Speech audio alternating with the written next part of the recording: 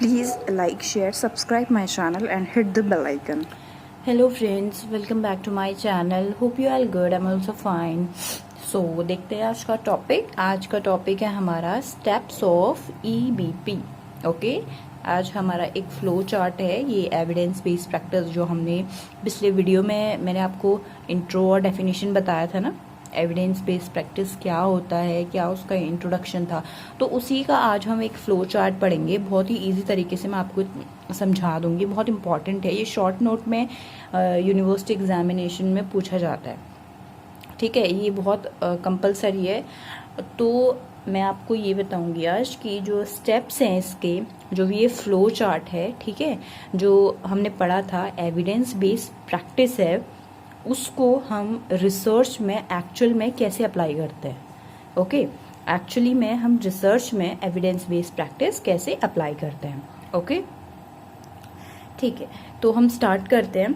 इसका जो पहला स्टेप है, फर्स्ट स्टेप जो है एविडेंस बेस्ड प्रैक्टिस का, ठीक है, एविडेंस बेस्ड प्रैक्टिस मैंने क्या बताया था कि ऐसी प्रैक्टिस, ऐसा कोई वर्किंग जो किस पे बेस्ड होगा, एविडेंस पे, प्रूफ पे, जिसके जितने ज़्यादा रिव्यूज़ होंगे, जितने ज़्यादा एविडेंसेस होंगे, वो प्रैक्टिस, वो वर्क उतना ज़्यादा सक्सेसफुल होगा.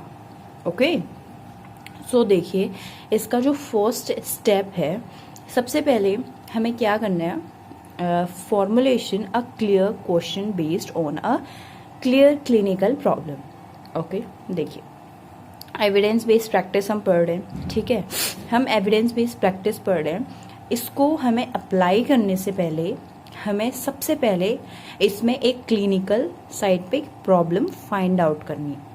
ओके, जब तक हमारे पास कोई एक वर्क नहीं होगा तो हम उस पे एविडेंस कैसे ढूंढेंगे. ठीक है, उस पे प्रूफ हम कैसे ढूंढेंगे. तो सबसे पहले हमारे पास फाइंड आउट करने के लिए एक क्लिनिकल प्रॉब्लम का होना बहुत ज़रूरी है.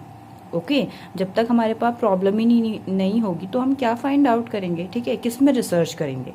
ओके, तो सबसे पहले हमें क्लिनिकल प्रॉब्लम को फाइंड आउट करना बहुत ज़रूरी है. Formation a clear question based on a clear clinical problem. Clear clinical problem होना बहुत ज़रूरी है. ठीक है, सबसे पहले हमें प्रॉब्लम ढूंढनी है कि हम किस पे ज़्यादा से ज़्यादा हम एविडेंसेस, ज़्यादा से ज़्यादा रिसर्च कर सके. ओके, सबसे पहले हमें क्या करना है, प्रॉब्लम फाइंड आउट करना है. ठीक है, अभी जो प्रॉब्लम हम ढूंढ रहे हैं ये हम दो जगहों से ढूंढ सकते हैं, या तो क्लिनिकल साइड से, ठीक है, या फिर एक तो क्लिनिकल साइड से प्रॉब्लम सोर्स, ठीक है, क्लिनिकल वाले, या फिर एक नॉलेज बेस्ड सोर्स से हम ढूंढ सकते हैं. जैसे क्लिनिकल साइट से हम कैसे ढूंढ सकते हैं, जैसे एक हॉस्पिटल है, वहाँ पे बहुत जो पेशेंट है, आईसीयू में जो पेशेंट है, उनको बेड सोर्स इंक्रीज हो रहा है. ठीक है, जो बेड सोर्स की प्रॉब्लम है वो इंक्रीज हो रही है. तो हमें एक ही क्लिनिकल प्रॉब्लम मिल गई. अब हम इस पर रिसर्च करेंगे. ठीक है, रिसर्च करने के बाद जो भी इस पे ढूंढेंगे कि कैसे कैसे हम बेड सोर्स को कम कर सकते हैं, पेशेंट को कैसे रिलीफ दिला सकते हैं. ठीक है, बहुत सारे हम इसके सॉल्यूशन ढूंढेंगे. जो बेस्ट सॉल्यूशन होगा वही हम अप्लाई करेंगे. राइट. और दूसरा है हमारा नॉलेज बेस्ड. नॉलेज बेस्ड हम जैसे प्रॉब्लम कहाँ से ढूंढ सकते हैं, जैसे हम कॉन्फ्रेंस अटेंड करते हैं ना, बहुत सारी कॉन्फ्रेंसेस अटेंड करते हैं, तो वहाँ से हम प्रॉब्लम ढूंढ सकते हैं. या फिर कोई आर्टिकल है, थियरी वगैरह है, वहाँ से हम प्रॉब्लम फाइंड आउट कर सकते हैं. ओके, जैसे एग्जाम्पल देख लो हम, जैसे इन्फेक्शन इंक्रीजेज होता है, और बहुत सारे ऐसे टॉपिक हैं, जैसे हम BMW भी बोल सकते हैं, बायोमेडिकल वेस्ट मैनेजमेंट, और हम नोजोक्रोमियल इन्फेक्शन के बारे में हम स्टडी कर सकते हैं कि कैसे इनको हम जो भी नोजोक्रोमियल इन्फेक्शंस वगैरह होते हैं ना पेशेंट में, हॉस्पिटल एक्वायर्ड डिजीज कंडीशन होती है, तो उसको हमें फाइंड आउट करना है कैसे हम उस पे पेशेंट को एकदम क्लियर और एक सही जो है वो ट्रीटमेंट दे सकते हैं. ओके, तो हमारे पास सबसे पहले प्रॉब्लम सॉल्व करने के लिए प्रॉब्लम का होना बहुत ज़रूरी है. राइट, आई होप आपको समझ में आ गया हो. प्रॉब्लम फाइंड आउट करना, this is a first step.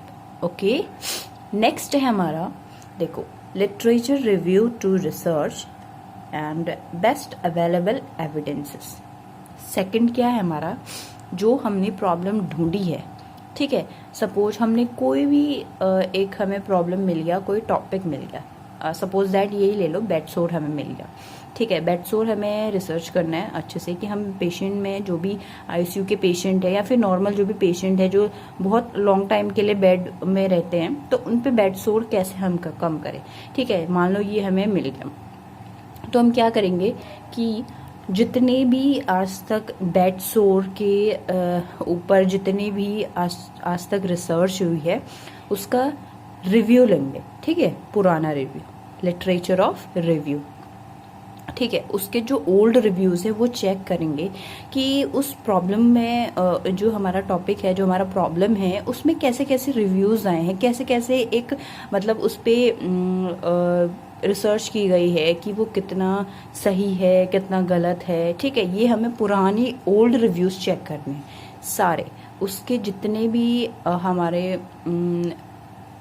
Evidence वगैरह हैं उसको हमें चेक करने हैं, राइट। ये हमारा सेकंड स्टेप। थर्ड स्टेप है हमारा, जो हमारा थर्ड स्टेप है हमारा, analysis of strength and weakness of evidences, ठीक है। अब जो हमने एविडेंसेस ढूंढे हैं, ठीक है, जो हमारे ओल्ड रिव्यू में से जितने भी हमने एविडेंसेस ढूंढे हैं उसका हम पूरा एनालिसिस करेंगे, ओके। उसे रेटिंग स्केल से चेक करेंगे कि उसमें कितने एडवांटेजेस हैं, डिसएडवांटेजेस हैं, ठीक है, उसकी वीकनेस कितनी है, उसकी स्ट्रेंथ कितनी है, ठीक है। उस एविडेंसेस को हमें क्या करना है, पूरा चेक करना है, राइट। देन उसके बाद नेक्स्ट है हमारा use of best evidences in clinical practice, right. Next step है हमारा, जितने भी हमने एनालिसिस करे थे ना, जो हमें प्रूफ मिला है, एविडेंस मिला है, उसका हमने चेक करा था ना, स्ट्रेंथ कितना है, वीकनेस कितना है, ठीक है। वो सारे एविडेंसेस में से हमें बेस्ट जो एविडेंस है वो हमें अप्लाई करना है, right. Apply in clinical area, clinical area में हमें उसे अप्लाई करना है, ओके।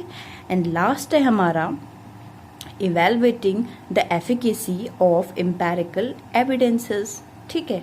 उसके बाद हमें क्या करना है, सक्सेसफुल जो हमारा रेटिंग है उस एविडेंस का, उसे चेक करना है कि जो हमने एविडेंस लगाए थे, जो हमने बेस्ट जो एविडेंसेस हमने क्लिनिकल एरिया पे अप्लाई करे हैं वो कितने सक्सेसफुल हैं, ओके, वो कितने हमें पॉजिटिव रिजल्ट दे रहे हैं, ठीक है।